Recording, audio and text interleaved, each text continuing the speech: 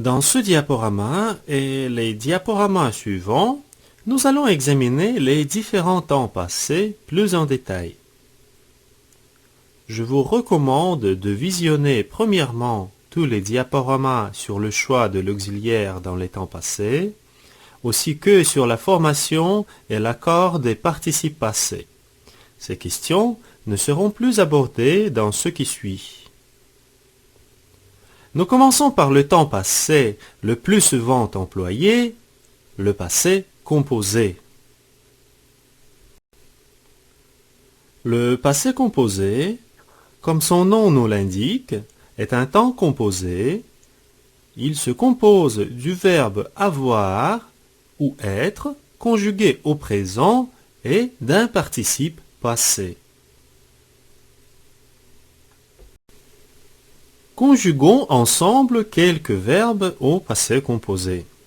Parler, j'ai parlé, tu as parlé, il, elle, on a parlé, nous avons parlé, vous avez parlé, ils, elles ont parlé. Aller, je suis allé, tu es allé, ils ont allé, elle est allée, nous sommes allés, vous êtes allés, ils sont allés, elles sont allées. Les règles qui s'appliquent au temps simple, négation, interrogation, place des pronoms objets et la place de la plupart des adverbes, s'appliquent généralement à l'auxiliaire, car c'est l'auxiliaire qui est conjugué dans la forme composée. La négation, je n'ai pas vu ce film. L'interrogation, as-tu vu ce film?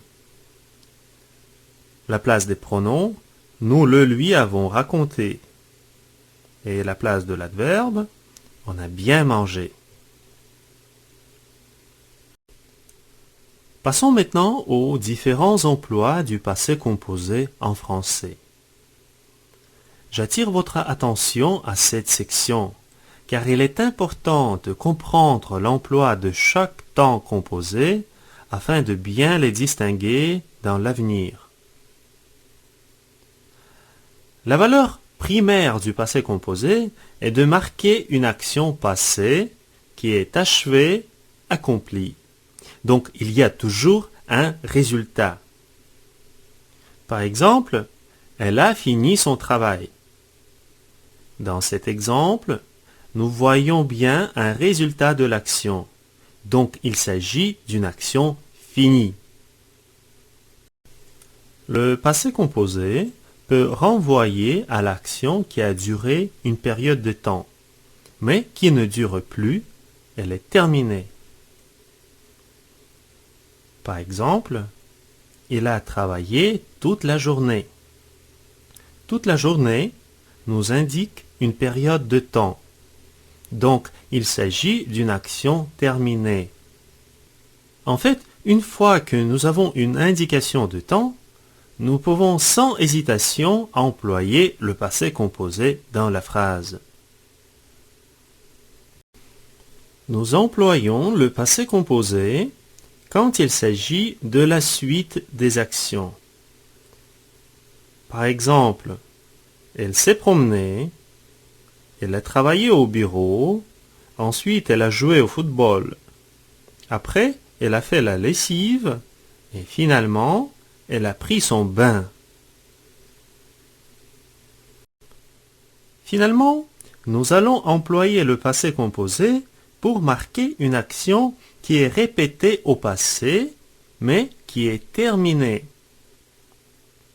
Par exemple, il m'a téléphoné 4 fois. Dans cette phrase, il s'agit d'une action qui s'est répétée, mais maintenant, elle est terminée parce que nous avons un nombre concret de fois, 4. Voilà à quoi je voulais attirer votre attention en parlant de la formation et de l'emploi du passé composé.